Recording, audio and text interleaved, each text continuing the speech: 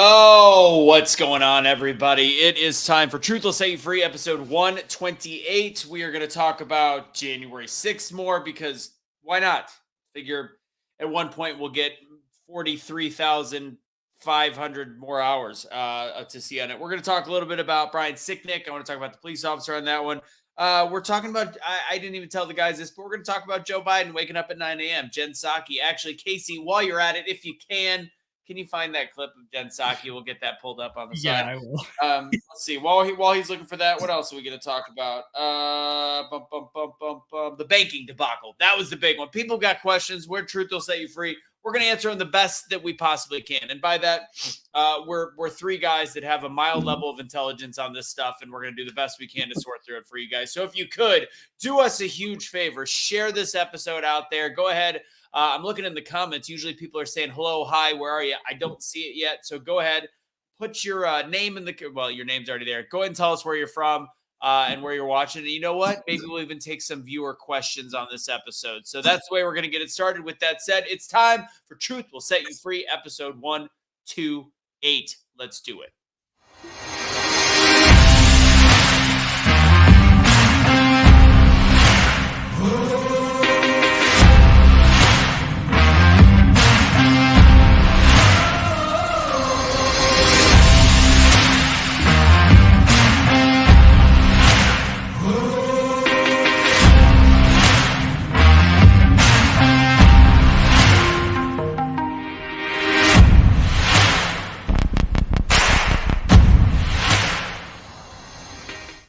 That's right, ladies and gents. Episode 128 of Truth Will Set You Free, talking about banking, talking about January 6th, and talking about Joey Basements loving to wake up at apparently probably 10 a.m. I don't know. I have no idea. I might even tell a joke regarding that. One of my favorite jokes of all time.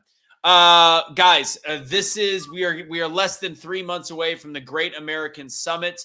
So I'm going to go ahead and put that on the bottom for the whole show. Guys, here's the deal. If you have, and if you want to learn more about the event, please just reach out to me. I am always here to talk about it. I've done private messages and let people know more about it. It's in Dallas, Texas, 2nd and 3rd of June. June 1st, we're actually having a special event. If you buy tickets now, including general admission, you can see Dr. McCullough on Thursday night. Those tickets are limited in terms of the Dr. McCullough availability. VIPs and Patriot Pass will always get those. Here's the thing. If you guys can't go and you want to support this event, we are trying to get about 1,000 people in this room. Please do me a huge favor and ask me about it and see if you want to buy 10 tickets for veterans. If you want to donate tickets to veterans, and if you give me $1,000, we will. And if you want to come and give $1,000 and donate, we'll figure out something else as well. But we want to donate to the vets. We want you to pay it forward for either veterans or first responders. So, guys, we've had some amazing people that are our followers reach out with some of that. It is a fully nonprofit event. It is patriotism meets community meets business all in one, and it's something very, very different. It's not just a sales conference. It's not just motivational, and it's not just a rally. It's about patriotism with purpose. I would love you guys to be a part of it. That's my one pitch for you all. I'm going to throw this up on the bottom of the screen, and then we'll get this show started. Bum. Where is it? There it is. GreatAmericanSummit.com. If you use GAS23 at discount, again, that's GAS23 at discount, you're getting 10% off. And again, if you can't go and you just want to make this event happen in a better way, in a higher way, and donate to veterans and pay it forward, bring it. Also, do us a favor and share this out. Could we sponsor one each?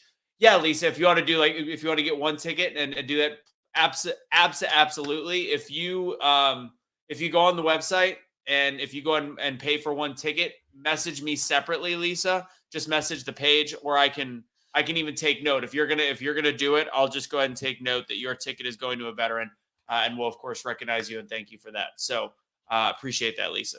There we go. All right, there's Nikki's always coming in clutch. There you go, Brian. What's going on? I'm jacked up, by the way. Lisa is in Australia, probably gonna make it hard to travel. So I would love for you to sponsor one veteran to come. Pay it forward. With paying it forward, we got a few more viewers right now. Let's just go ahead and get right into the show. Let's start with a little humor talking about Joey Basements.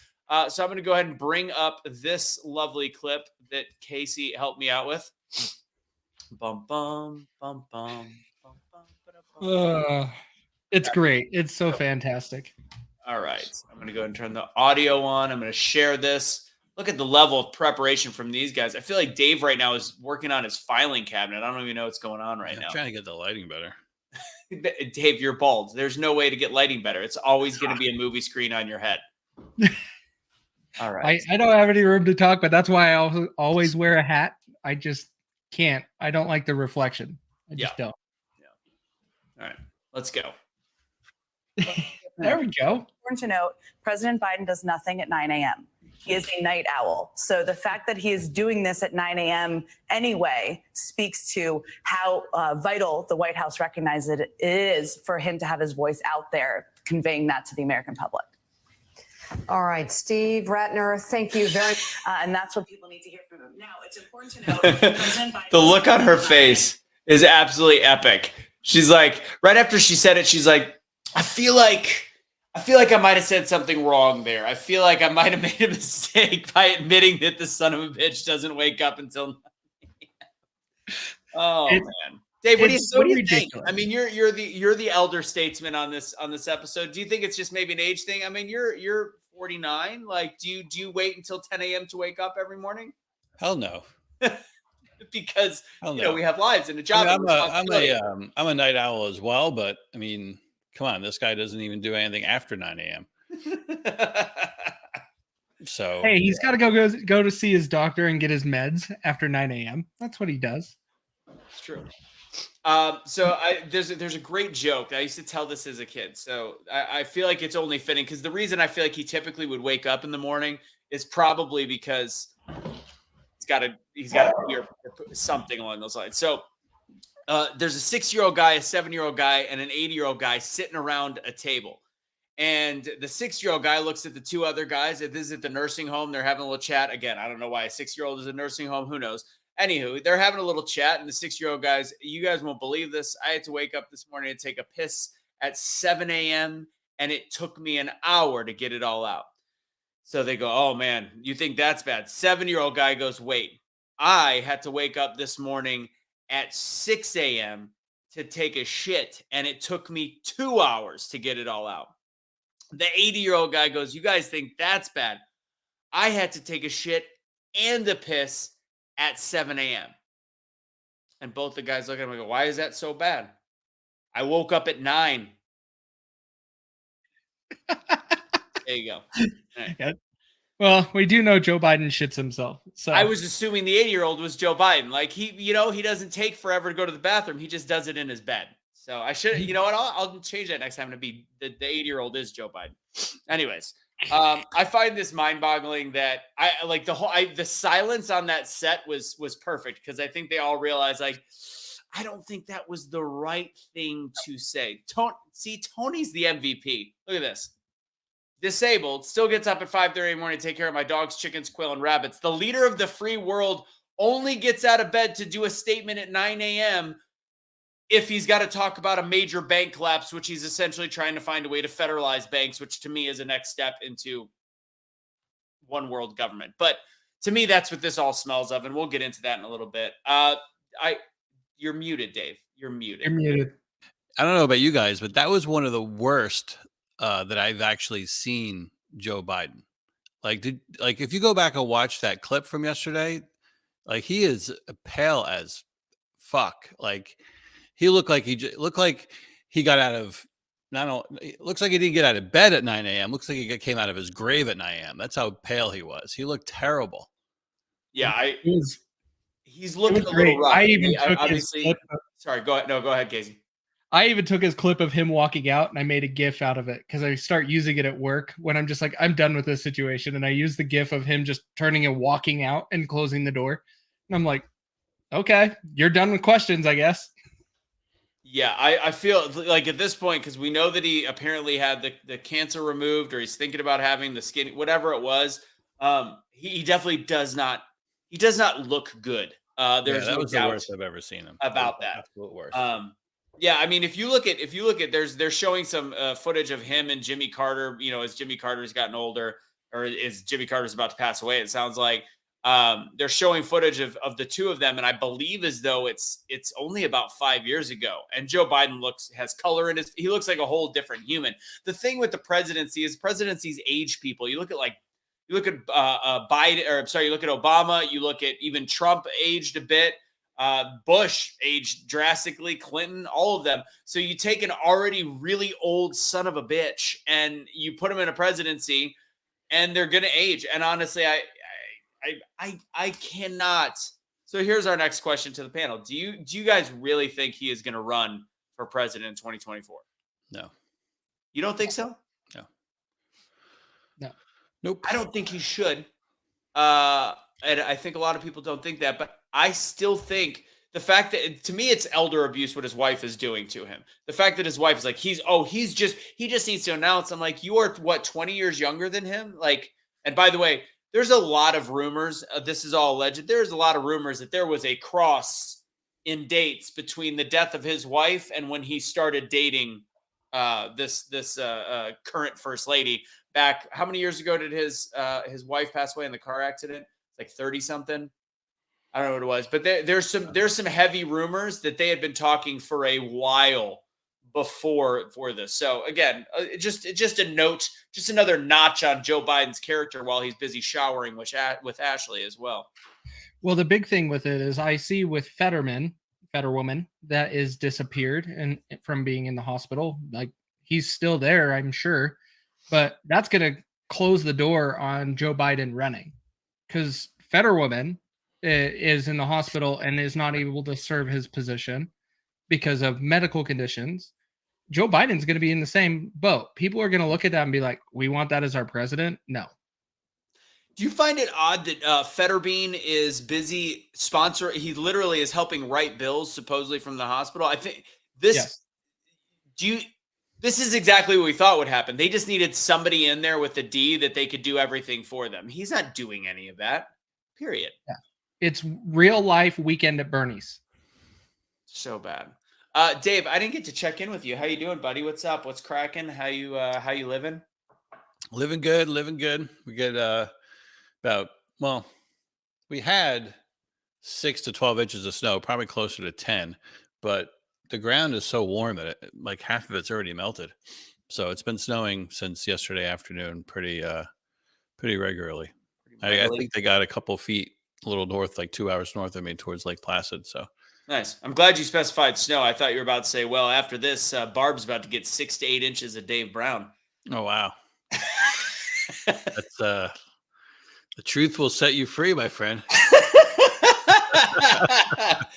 Oh shit, Casey! I just sent your Blue Ox trailer tro thing.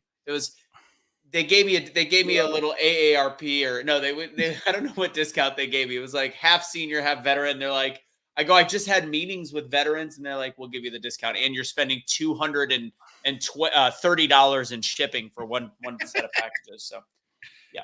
Anyways, it's all right. I expected it to be up there somewhere, but that's cool. It'll be nice when I get it and I can hook up the car behind the motorhome. It'll be awesome.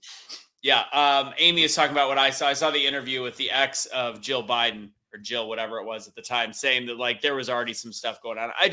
This whole family is such a cluster F of debauchery. Not that a lot of people don't do the exact same thing, but a lot of people don't end up as president of the United States of America after lying about where they were in college, and they're almost valedictorian, and then plagiarizing speeches, and then dropping N-bombs on microphones, and then being friends with previous KKK members, and then also apparently having an extramarital affair to a wife that ended up passing away, and then having a child that ends up being. The more I say how many different things, it's mind-boggling that he's the president of the United States of America. Am I wrong? Yeah, he lied again today, because he was asked today, when it was an interview yesterday or today, I don't know when it was, but it was recent, the last couple of days. He was asked when he changed his mind about same-sex marriage. And he said, I had an epiphany when I was in high school, when I saw 2 gay men kissing, which is a total lie, because in 2006 and again in 2013, yeah, he came out, he's on record, on video, explicitly stating that he's against it. So, I mean, the guy just lies over and over and over again. So part of what the show I want to talk like as we go through, it's like some of the because I've been having some I don't know what the algorithm's doing, but it's saying screw it, I'm going to put you in front of all of the lefties on the planet. So I've had a lot of I've been seeing that too. Has it been doing that to you too? Yeah. Oh, I've had some trolls like a son of a bitch. Occupy Democrats and all these other crazy outfits. Well, that's what. So my page shows all of that. I have had the trolls come into my content and just light me up, fantastically. So much fun. But there's a one guy talking about, well, Trump told 30,000 lies, and I was like, okay, very like anything that they can deem as a lie, they rated it as a lie. Why is it that we don't have the same fact checkers for Biden? Did someone actually say that? Oh my goodness! Somebody said, "Oh, you if you want to have some fun." Go to my last like 3 videos and 4 videos and dive into all the comments in there of just absolute hateful people, which is why I still want to talk about January 6th because we haven't had a show since the footage. Holy shit. Teresa, damn it. Thank you. There you go. Thank you, T. Appreciate you. I'm going to leave that up. Leave that up. I could use a little good juju. So anyways, a lot of the stuff we haven't talked about the footage because we didn't have a show last week. Kelly was running in the Houston Rodeo, by the way, qualified for the semis. Casey was watching on Cowboy Channel. She did it without a shoe, by the way, on the last run, which was pretty awesome. Nice. And okay, so real quick before I get into it, Tracy, did Trump tell some fibs? Absolutely. It's stretching of the truth. No politician is, and I readily admit that. They're like, you said Trump never lied. I'm like, whoa. There is always some mistakes in statements made by presidents. But if you were to compare Trump, take away what they deem a lie, because they deem lies based on what they say. So part of those 30,000 lies, Dave, to tell you what they're referencing, is every time he said that it was not, that the election was fraudulent. I'll say fraudulent. Every time he said that, that's rated a lie. And he said that hundreds of times. So that's rated as that 30,000 number. The difference is that Joe Biden is literally lying about how his life has gone. Like he's lying. He's like basically George Santos. Like, yeah, he's lying about his life and like his accomplishments. Like that's bad. Like he's the leader of, he's the president and he's lying about graduating at the top of his class, lying about, when he knew this, when he supported that. Like he does it. It's like, is he doing it purposely? Like, I don't get it. I don't know at this point. Heather had some, actually, she was involved in some of the arguments on those chains. So shout out to Heather. She got jiggy with it, if I may say so myself, with some of the people that were just absolute asshats on the page. Speaking of jiggy with it, I'm going to do a bunch of curveballs on this episode. Did anybody see the Chris Rock special? No, I haven't watched it. He starts out like there were some moments that were good, but I encourage watching it, even though I think it's typical. He starts out talking about the bullshit of woke culture, and then in the middle, he really just slams white people, slams Republicans, slams whatever, and then at the end, he just slams the shit out of Will Smith, which was the good part. The beginning talking about the bullshit of woke culture, and the very end, you can miss all the stuff in the middle because that sucked. But I love that somebody would be willing to go and talk shit about woke cancel culture and then have a completely woke 45 minutes of the show. Yeah. So Matthew Brown said it was pure trash. It's worth watching the beginning and the end. Cause again, him slamming, he did not pull any punches, by the way, from Will Smith. That was epic. Even made some cuckold jokes. It's good stuff. So I guess that puts the setup to rest. What's that? I guess that puts the setup to rest. Oh yeah, oh yeah, we did talk about that back then. I'm pretty sure it was definitely not a setup at this point. Yeah. I'm going to retract because he kind of leaned in. He kind of did it. I think Will Smith just lost his shit completely. Yeah. Yeah. So we were talking about January 6th a little bit and the footage that came out. And I wanted to cover it still. So I don't. And Casey, I know you've done a live on this too, and you've talked a little bit about it. It sounds like McCarthy is going to be giving as much footage as humanly possible to the American public. And now seeing just this basic footage, like there's a lot of footage of the QAnon shaman, and the left still isn't enough for them. Is it just a waste of our time at this point? It's a waste of our time for trying to convince anybody this means anything other than helping the J6ers in their court cases and hopefully getting some type of restitution in some way, or shortening their sentence. Like Jacob Chansley, yeah, Elon Musk is not wrong. He should be released. Yeah. And that is where we need to be using that as the tool for that, not arguing with the left. They're going to want to see what they want to see. They're not going to listen to any of it. Yeah. But it's valuable as a tool to help back these Americans that need to get back with their families and on with their lives.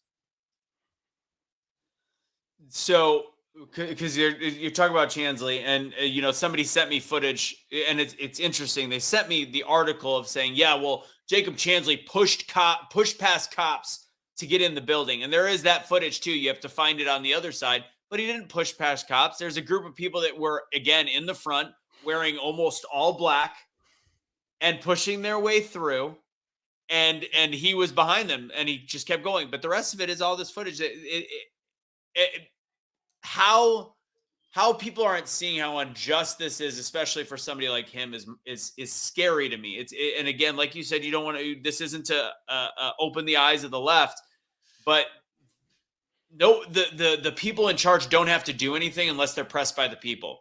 And I don't think our side is pressing anybody. And I think the left is continuing the narrative that he deserved everything that came to him for his punishment. But now I didn't know this until today, that not only was this footage not available to us, it was not available to his lawyers. So it was strictly word of mouth.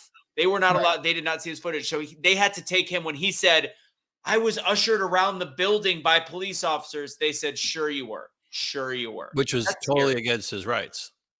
100%. Right. It should be deemed a It mistrial. should have changed the outcome of his trial.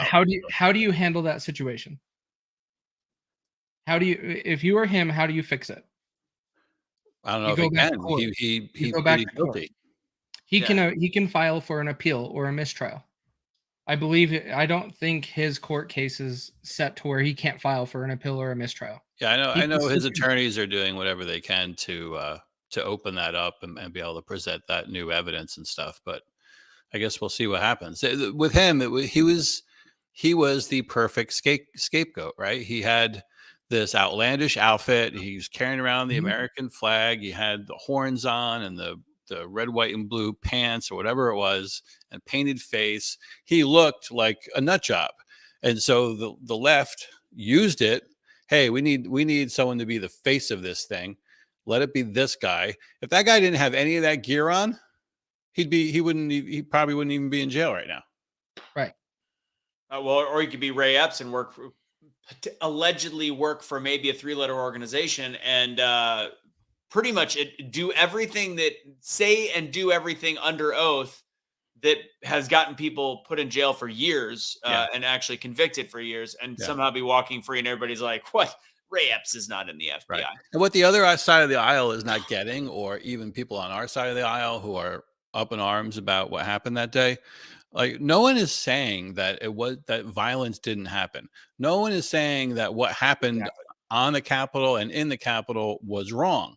All we're saying is that we deserve transparency. We deserve the full truth. We deserve to see every single minute of every single video if we so choose. It is the people's house, right? So we deserve to know the truth. We deserve to have full transparency. And some of what the January 6th committee rammed down our throat, they even had a TV executive producer come in and produce that whole thing that was on TV. Like, it was made for TV. It was all one-sided. And so what we're saying is, hey, let's see the other argument. Let's see if some of these people should actually still be in jail. What did it happen exactly the way that you did? Or other people maybe should be held accountable, like Nancy Pelosi or some of the Capitol Police. Like, let's get to the absolute truth of it. Good, bad, ugly, and everywhere in between. Yeah, I mean, that's what a lot of people have said in these comments. They're like, hey, idiot, I watched it live. I'm like, you watched television? Did you have a 78 camera setup? You watched whatever the mainstream media, which including Fox, is going to put the most hypersensitive viewpoint they've got. And also, when I got back to the hotel, they were replaying footage over and over and over of the worst parts. Was there bad stuff happening that day? Like you said, Dave, I don't think any of us at this point will say that there wasn't definitely some law breaking that day. I will stand behind the fact that it paled in comparison to the quote unquote summer of love. And that's my opinion. Yeah. But the fact that we have humans in this country that are so blind to the fact that they think that they know it all because they watched one camera angle forced by a television station that makes its money off of sensationalized content, and they think that they're the purveyor of truth when there is other angles being presented now that they're refusing to look at. There is people that were there, like me, like Barb, that were in person with a much bigger view. And I missed stuff. I missed the violence. I didn't see that. That's Anthony. That's because less than 25% of the people that were there were involved in that bullshit. Less than 25%, less than 5%. Well, there you go. You were there. I were, but I know there was at least a couple 100,000 people there. So yeah, a couple 100,000 people did not storm the Capitol. And technically, in terms of the people that went in the building, you're looking at a fraction of a percent of that. And out of that, as we're now seeing, people were essentially escorted around. I would include Cash in that group. Again, he only got a month or two he got 2 months technically for what he did, which was take a picture with the statue. There's so many different elements to this conversation that is, yes, were there some bad people there? I feel like my internet's doing something weird. Am I choppy? No. Anyways, it came back. There's so many different angles to this, and we're looking at this picture that people have already been so bait and switched to what they have seen that they can't even open their mind to the fact that there is other things happening that day, and they just believe, and they refer to it as they. That's what I was trying to get to. They keep saying you all. They were chanting to hang Mike Pence. There was gallows in the street, which I still think was a setup because I never saw them, and I walked back and forth on that street. I think it was set up to take a photo. People kept saying to hang Mike Pence. I saw the video. Somebody finally sent it. It was, you saw nobody's mouths moving, which means it was only a little bit in the crowd, and it sounded like 5 to 10 people. Not okay. But also, who were they? What were they doing? Ray Epps is this guy that apparently also started getting people riled up. None of it is what they seem. If you got a whole crowd, if you hear the 20,000 people in the front chanting, hang Mike Pence, please find that footage for me. As somebody who was there, I didn't hear it. I think the worst thing I heard was F the police a few times when they started throwing flashbangs when we were a peaceful group. There are video clips of that being said, but What? It wasn't at the mass that they're claiming. Like, I have videos of it. I have Videos of hundreds what? of gigs of January 6th of them saying hang Mike Pence. Oh yeah, I saw it. I have it. So it's so hypocritical, right? Like, this is where my biggest problem with it. And you can blame who you want to blame and hold who you want responsible. But for me, to me, the whole event happened because the Capitol was ill prepared. There was a lapse in security. That's it. Point blank, period. And you can argue with me, but here's the proof of here's the where the rubber hits the road, right? Or meets the road. If a Chinese spy balloon is flying over, right? Everyone wants to blame the DOD for not being responsible for. If a bank collapses, like we just saw, where were the regulators, right? So if there's a stampede or a January 6th rush on the Capitol, where was security? Where was Nancy Pelosi? Where was the preparation? They knew for weeks that over 100,000 people were going to descend on that Capitol, and they were ill prepared. And they were ill prepared for a reason. They didn't want to be prepared because they wanted an event like this to happen. That's my opinion on it all. Sorry, Casey, you were going before. Go ahead. Well, that's what came up in the videos from Tucker Carlson. They interviewed with Lieutenant Johnson, and he was over the police, the Capitol Police. And that day, he said he asked for help multiple times over the radio, no response. And he said there was zero heads up. They knew that there was going to be a gathering of people. They had no idea how many people. Nobody up above said anything. His police force was not prepared for this quantity of people at all. And so it was done on purpose. And they keep referring to, and I think Bruce, I feel like I've seen you in the comments. I think you're a police officer. I think that's how you say that. The mustache is a dead giveaway. I think you're a police officer for like 30 years, if I remember one of your comments. So as a police supporter, my question, and the police that day, there were some that were getting rough with people. I think we've seen. There's somebody that actually got they're one of the table sponsors. They're buying a table at the Great American Summit. Her and her husband are facing like 40 years for never going in the building, getting in a scuffle with the police officers because they got bear sprayed for no reason because they were in front. Turns out they were not very far from me. And they're in their mid 50s. Their house was raided in April with no warning in the middle of Oklahoma, where it's insane what happened. But now my question is with the police, and this is where I'll ask if it's a conspiracy or what your guys' thoughts are. They keep talking about, first off, the Sicknick thing is unfortunate and sad. He died a day later of an unrelated stroke. Period. Was he vaccinated? What's that? No, well, that was really early. He would have had to have just been. He would have. It was out. It was out. Just saying. It wasn't. Yeah, it was only for elderly, I think, for those people at that time, or first responders. First responders and elderly got it first. But anyways, my conspiracy is not about Sicknick. My conspiracy is they keep dropping this number of 120 something police officers were injured that day. I think there was only like 300 officers that were the initial group of people.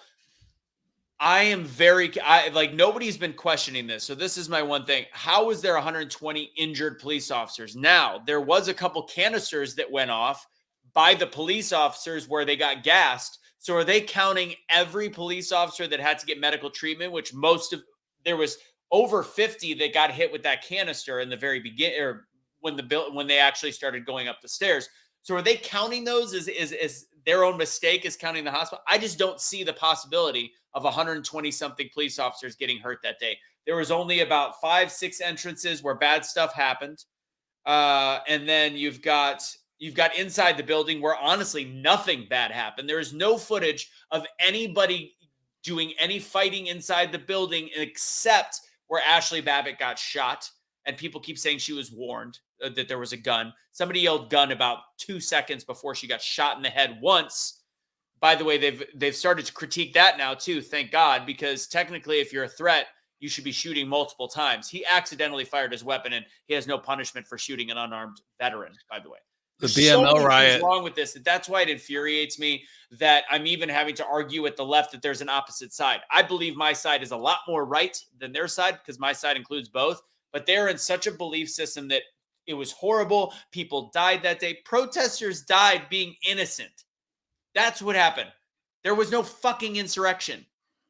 The BML riot in front of the White House during the Summer of Love, 180 police officers were injured that day.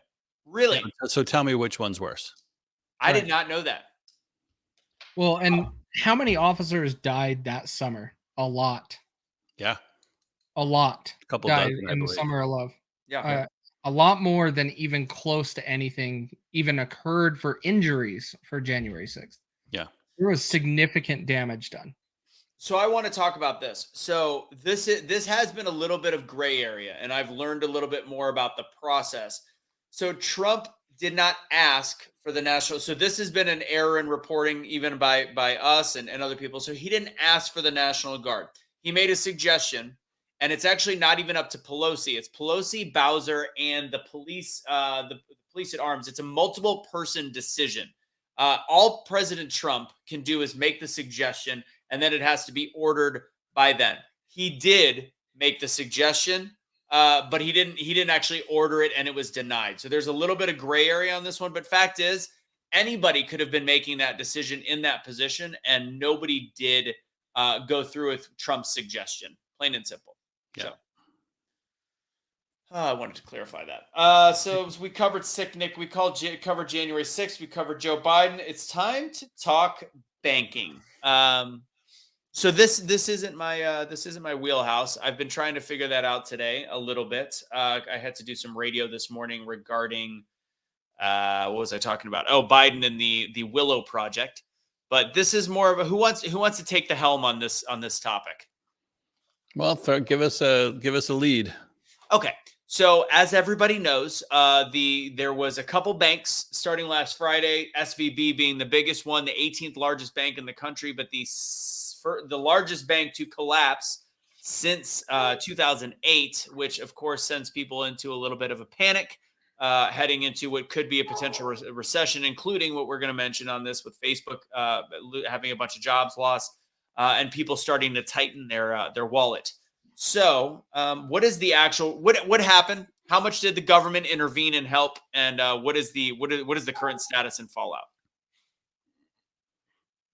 Want to jump in, Case? Yeah, I can take it. So, what happened?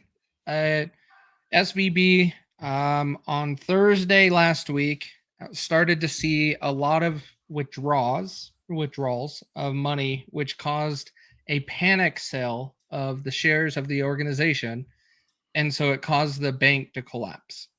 Pretty much a run on the bank. The other thing to don't forget is the CEO and somebody else up in leadership sold $4 million in shares last week before all of this went down. So there is speculation on And their insider trading. The COO did 500,000. They're not talking about that, but there was also within 24-hour span. Wow. Yeah. So there's a lot of things done up to the day, Thursday last week. And so the bank went under. And now the federal government said they're not going to bail anybody out. They're not going to do anything, the feds. And now it turns out they are honoring everything that was in that bank. Before I jump into it, Dave, do you want to add on anything? I was just going to talk about what we discussed just before the show, what Charlie Kirk shared today. Yeah, well, I mean, I was a little concerned because there's been a lot of rumblings about, a big financial crisis and collapse and all that. And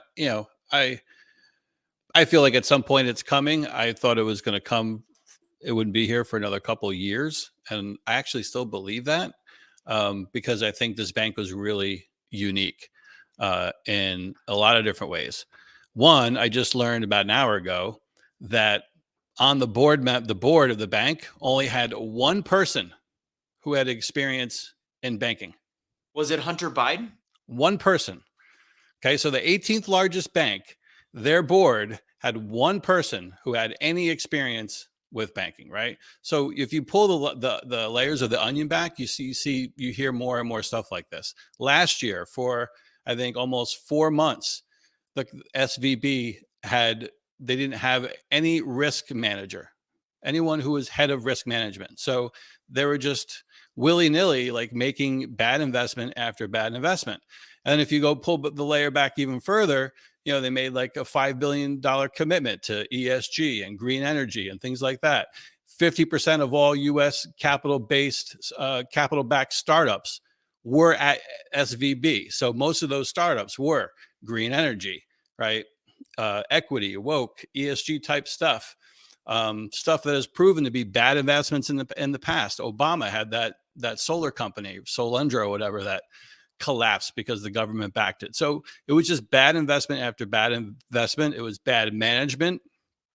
And then you have all these other elitists in Hollywood, or not Hollywood, but Silicon Valley types that, they knew they were putting money into a bank that was risky. They knew they had $250,000 plus of their money in the bank that would be unsecured, that would not be insurable, right? So it was just like this compound effect of all these issues with this bank, and it caught up to them. And not only that, like most of the deposits that were in that bank, they invested into treasury bonds, which probably was the nail in the coffin because of inflation makes all those bonds worth basically nothing.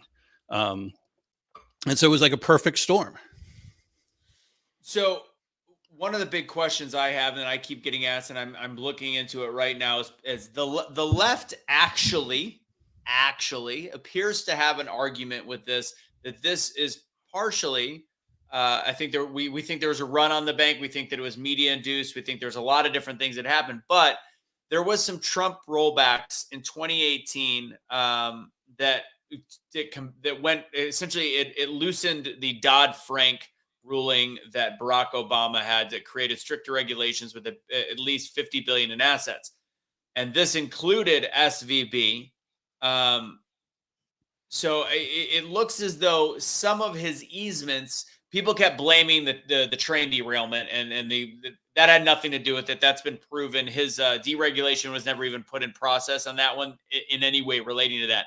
It appears as though what he did to the banks might have led to this issue. Do you have any idea about this? I totally disagree. I Okay, totally explain it. Because so I'm still trying to figure. there Again, this there are is not my regulators job. in San Francisco that were supposed to be overseeing all this, and they there was signs that they should have seen months ago, and they ignored every single sign. Right? Has nothing to do with policy. It has everything to do with regulators not regulating and bad management and bad investments. Like that's it. So Yeah, it's I'm looking. when it comes to this company, it was just horribly ran. Honestly, I think that the government saw an opportunity to utilize this to turn it on Trump is all. I don't think it was anything that he did. You got to remember when you undo regulation, when you dial it back, there is some risk with that. And so yes, we're dialing back Dodd-Frank, and honestly, Dodd-Frank needs to go away entirely, but there is risk with that. And so there could have been something in there, but there's nothing in that deregulation that caused this to happen. It's bad banking. That bank was horribly ran. But And if you look at their investments for the last 2 years, they have grown significantly without any of it. and I love that Jim Cramer gave him a buy rating like 3 weeks ago. So Yes. Captain Virtue Signal over here, his Facebook profile picture. Where did he go? So again, besides the fact that we now know he has his COVID vaccine, I do think it's insane that they're choosing. Well, I don't. God, I'm kind of torn because I keep trying. Uh-oh, did we lose him? Yeah, he's paused. He's frozen. But overall, I'll come out and say it. This was a liberal bank. It was a Democrat bank, right? Which probably most banks are, just to be frank, right? So it was a liberal bank that was basically a funding mechanism for every pet project that these elitists wanted to start. And so it was bad investment after bad investment. well, and what we talked about just before the show started, that bank put $73.4 million into BLM and social justice and woke organizations. What is a bank doing with that? Why are they funding any of that? They really shouldn't be paying into those things. And Charlie Kirk, if you guys want to see the source of it, he posted the link to all of the details around that. Yeah. Yeah, it's on Twitter. We talked about this before. I didn't even know 73 million. I didn't know. I thought that BLM, I think, was like right around the 100 million mark. So are you telling me? I think BLM made a lot more money than we realize. To be totally honest, because I think there was reporting that they were making about 80 million in donations a year. 2020. Are you looking it up now, Casey? I'm curious. I'm looking up something else, but if this woke ass bank gave 73 million, you got to think that some of these other major and we said it was 73 million to BLM and other social justice causes. So maybe not all BLM, but that's huge. But let's not banks fail all the time. From what I understand, 6 banks fell during the Trump presidency, right? Remember Glorify no longer exists, right? It just didn't happen to be, any of the top 20 largest banks in the country. Like this was the 18th largest. Last year, they said it was one of the best banks in America. What's his name? Kramer was toting people to buy the stock a month ago. So, again, I think it was just a perfect storm. And I think there's probably a few other banks out there that probably have this horrible model that were completely mismanaged.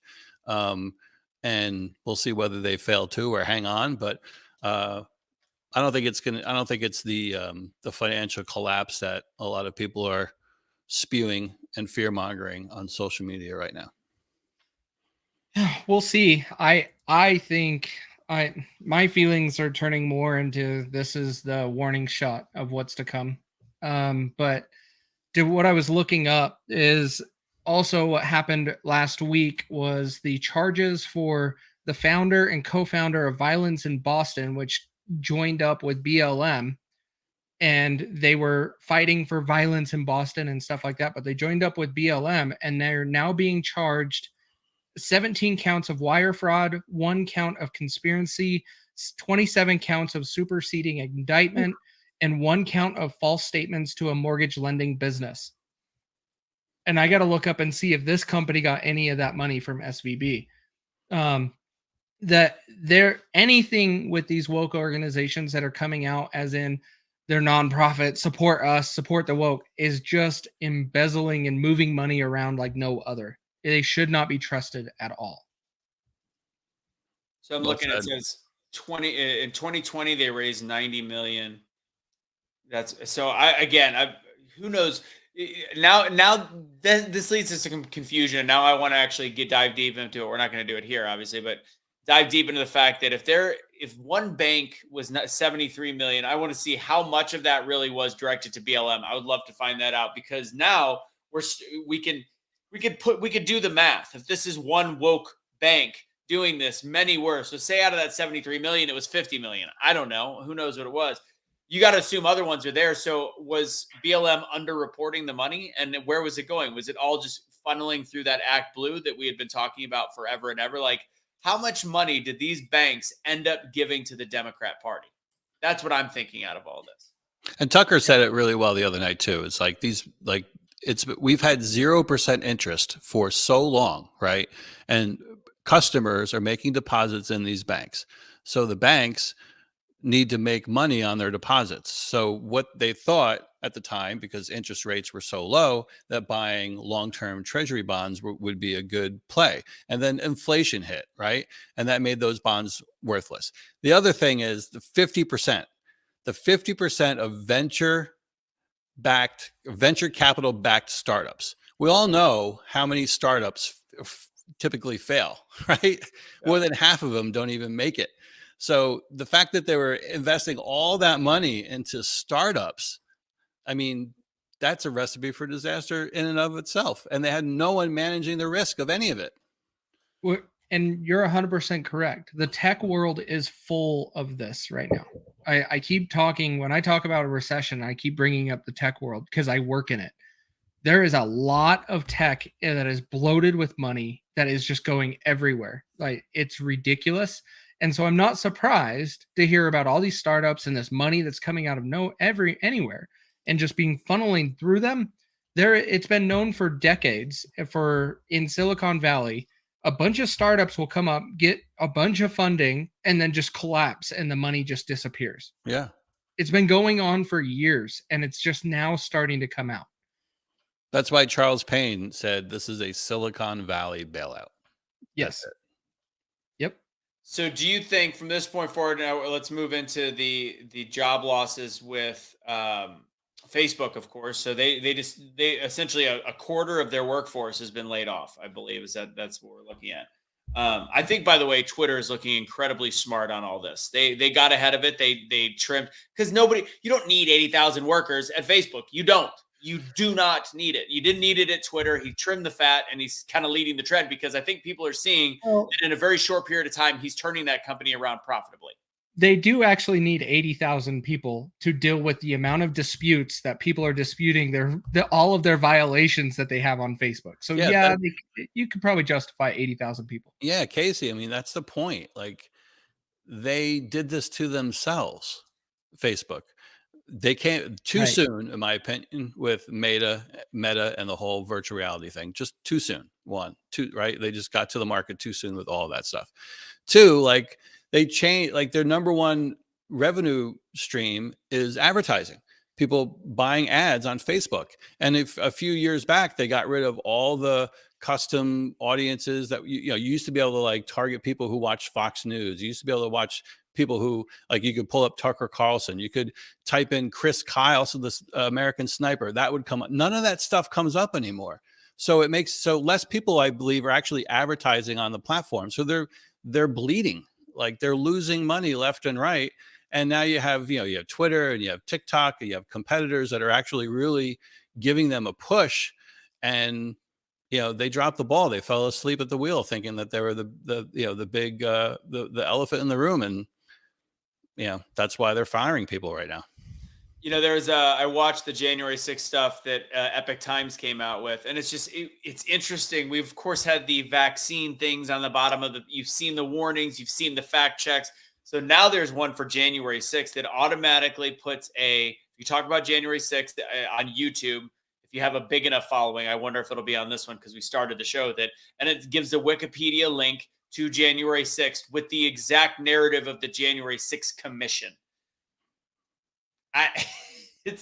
We are essentially fighting a narrative that is a full forest fire, and we're fighting it with a garden hose. And that is to me why I fight so hard, why it drives me so crazy. It's like we are fighting such an unfair fight, yet we continue to do it day after day. And Facebook is one of the purveyors of this major issue. So talked about Facebook losing losing their jobs. I'm sure there's other companies right now that are about to follow suit. We've been teetering on the recession bit for a while.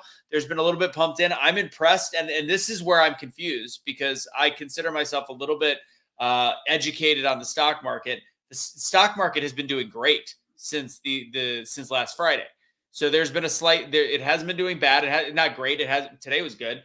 It has not taken a major drop, is all I can say, even though the futures looked really bad on Friday. I thought Monday was going to be much more interesting and negative than it was. So are we still pushing off this recession, or with the job loss and with the stock market and with the banks, are we at that point yet? What do you think? I've felt that we've been in a recession. Yeah. The whole argument when they were like, we had 2 straight quarters of negative GDP. That is a recession. And then all of a sudden, Obama and Wikipedia decided to change the definition, like when we've been using that definition for decades, right? And so now everyone's like, maybe we're going to be going into a recession. No, we were in one. And we haven't fully come out of it. Like, I think we had a plus, right? Last quarter was not negative, right? So we had 2 negative and then we came back. So we're kind of like floating back and forth. And but I think the inflation today down to 6%, like that's helpful, right? Hopefully the Federal Reserve will not raise interest rates anymore, or maybe raise them not as much as they planned to just a week ago. I listened to Powell the other day, and he's like, we want to get inflation back down to 2%. And I'm like, well, that's great, all well and good, but that means you're going to be probably overly aggressive than what you need to be, right? Like, what's wrong with having 3 or 4% inflation? Like, I think Americans can live with that, right? What we can't live with is like 40-year record inflation. That's 7 and 8% that actually keeps us from putting food on the table and filling up our gas tanks and things like that. Like, there's a middle ground here. Like, it doesn't need to be all or nothing. And that's what I feel like these politicians they always go overboard, they overcorrect, and we pay the price for it. So I'm actually gonna counter you on that. And again, this is just based on intelligent people that I've listened to in terms of inflation and the Fed rate. I have a belief in immediate pain, bad pain will cause a better turnaround in the end. I don't like prolonging this. I don't like trying to keep the Fed low. I like trying to reduce inflation by going much higher with the federal rate. And that sucks. And I'm not in a financial place to do that. And I know how much it would hurt. I get it. But I would rather have 2 years of pain than have 15 years of stagnation. I get it, Anthony, but they mismanage it. Like, it's always too late, or it's always too much. We've had 0% interest for like 8 years. Yeah. Like 4 or 5 years ago, they should have been raising the interest rates. Absolutely. And we probably wouldn't be in this mess where people are talking about stuff. We probably only have 3 or 4% inflation right now if they actually were being proactive about it for the last 5 years. Right. What's the what are we at on the interest rate right now? Is it under 6? It's like 5.9. Hang on, What? I just had it. The Current prime rate. No, I don't know off the top of my head. I think that we could Federal survive. rate is 4.75. We're right back now. under 5 right now. Interesting. So I see. To me, I think we reverse course a little too early. I think that's great if you're trying to buy a house, trying to do whatever. That's fantastic. No. But from a big picture, I think we might be I think we at one point need to reach 7 or 8. I hate, and that would destroy a lot of things. What rate are you talking about? Because you got to remember, prime rate is what the Federal Reserve loans the money to the banks to loan out. So 4.75 is where interest rates start. Okay. So that is where that's what Dave is talking about. Okay.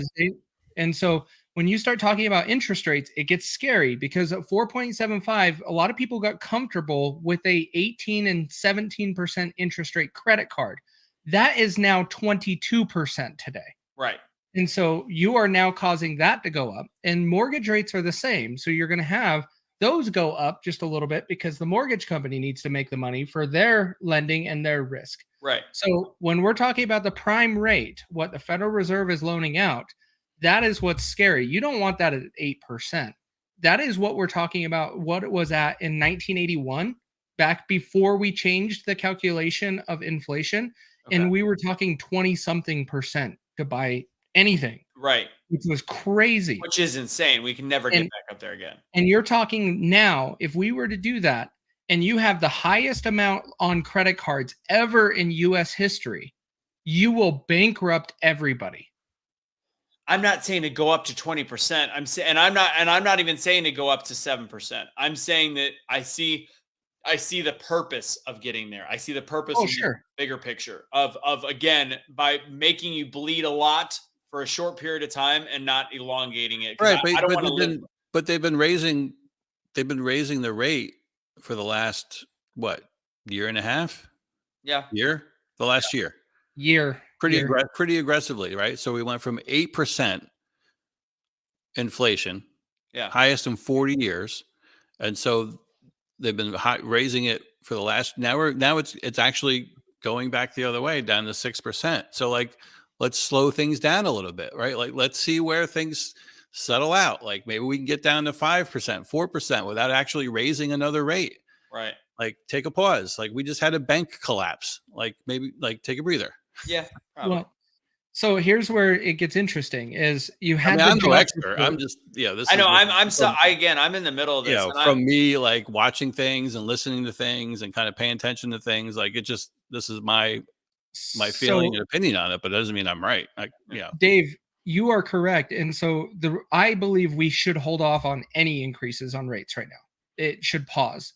The reason for it is if you look at history, we have never raised an interest rate. Well, we've raised an interest rate by 0.75% twice in history. And just in this last year, we have done it 4 times. Wow. Yeah. We have already abused it. Yeah. We can't go any higher. You're going to bankrupt Americans that are living on credit cards right now, and we can't do that. Now, the other problem we have that's interesting is we have timing. We released a jobs report. Oh, a lot of people are going back to work. 311,000 jobs were created by our government. By the way, the government doesn't create jobs unless we're in war, people. That's not their place. But they have also job funding and pay. Employees' pay went up by 2%. So that adds to inflation. That makes it go up. And we announced that it went down to 6% this last release. I think the feds are posing to increase again, which is not a good thing. We can't afford it. No one can afford it. And so we have to hold off on increasing the interest rate. We have to go through that pain of what we're paying with inflation now. That is the pain we have to fill. We can't feel any more pain put on us for borrowing because we have to borrow to live right now. Right. I was listening to who's the former economic advisor to Trump, the guy that was on CNBC. Oh, crap. What's his face? Larry Kudlow. Yes. I was listening to him the other day, and every time we've had a situation like this, whenever we've actually lowered taxes, deregulated, slowed spending, and increased supply in the market, it corrects inflation. It doesn't have to be driven by the Federal Reserve. There's policies that could be done through the White House if they had the will. but they don't have the will because they're ran and controlled by left-wing policies. So we're not going to see lower tax. Like he just put out his budget, like it's $4.5 trillion, and it includes raising taxes. Like those, that's the issue. It's not the inflation, like them increasing the rate is bad, but these other things are worse. Like it's counterintuitive. I believe that, and I'm not I actually am more of a pause. I'd be good with pausing the rate right now and maybe seeing, especially with this banking situation. I don't think this is the right timing, to be totally clear. Let's see. Casey just sent me the rate hike history, which I'm gonna look at.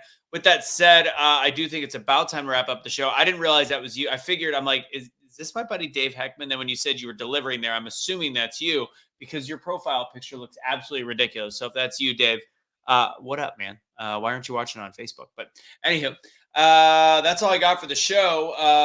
Of course, before everybody says their goodbyes, I'm going to make sure everybody sees on the bottom of that screen, greatamericansummit.com. Go get your tickets.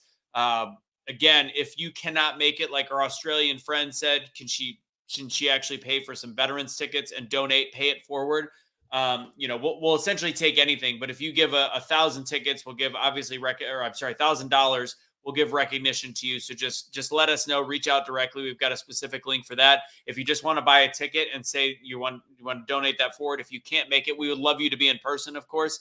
Go to greatamericansummit.com, use GAS23 for 10% off. We've got Can I say something, Anthony? What's that? Can I say something? Yeah. So we have 55 people watching right now. So Yeah. who here watching is paying attention, supports our veterans, our first responders, our law enforcement, their families, who would like to help at-risk youth, who believes in these causes? Great.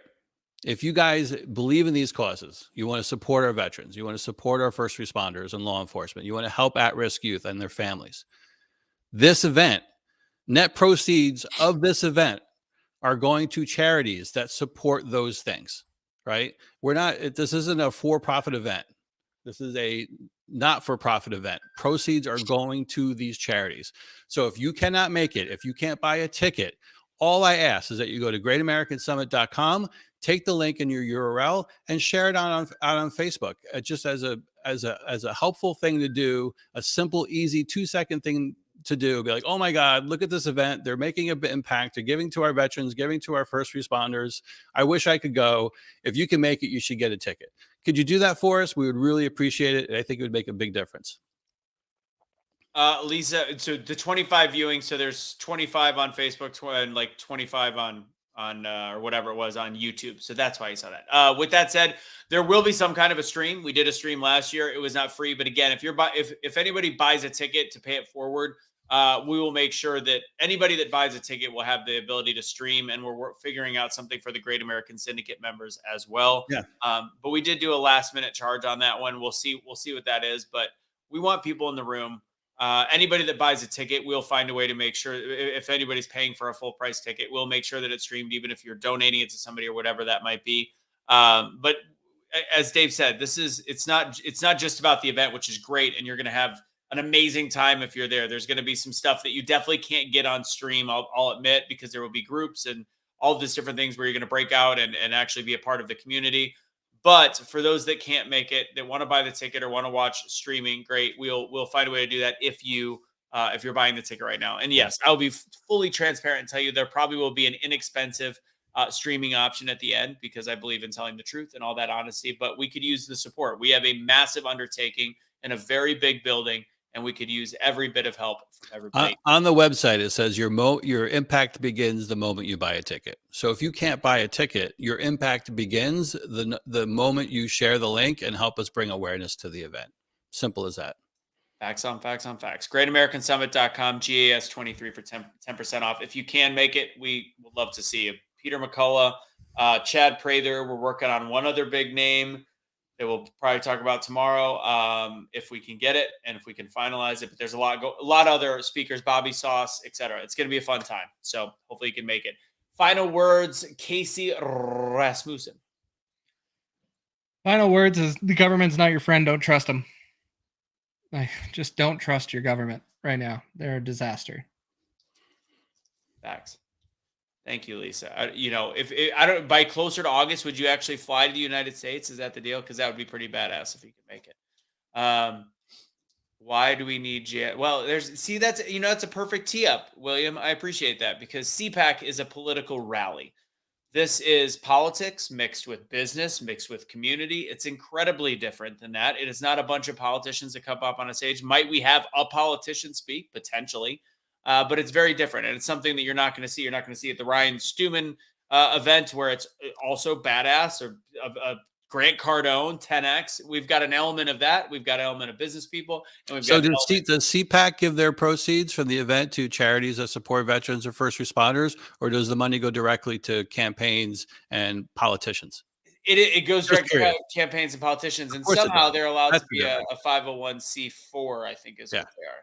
But they're considered charity. Yeah. This is about America's values. This is about the American dream. It's about self, family, community, and country. That's what our event is all about. Do we sprinkle in some politics, and is the approach very freedom based? Absolutely, but it's not a Turning Point USA event. It's not a CPAC event. It's not a rah-rah political conservative event. It's different. It's just different. Yeah. Hey, I'm gonna make a deal with you, Lisa. If you find a way to make if you do the pay it forward ticket, and you end up finding a way from Australia to make it to Texas, we'll consider that 2 tickets just for you. If you get your ass all the way from Australia to Texas, I'm going to go ahead and say you're in. If as long as you get the pay it forward ticket. Okay, and then we have one for a veteran. Maybe you can meet the veteran there. You can meet a lovely veteran in the United States. Don't know if you're married. Anyways, moving on. Guys, Dave, anything else to say? You have a sick ass painting behind you. I have a sick ass painting behind me. Oh, yeah. That man's name is Tom Verano. He is a speed painter who has a performance called Emotion into Art. He will also be performing at the event as he did last year. It is one of the most powerful and moving performances you can see. So if that helps you get off the fence, great. Otherwise, I just want to thank all of you for supporting us every Tuesday that we have a show and supporting us for bringing awareness and sharing info about our event out there to your people. Appreciate you guys. Thank you for joining. Share this episode. Do what you can. I've been doing a lot of rants lately. Probably going to continue to do them because I'm sick of the bullshit. God bless everybody. Have a great rest of your evening. Deuces.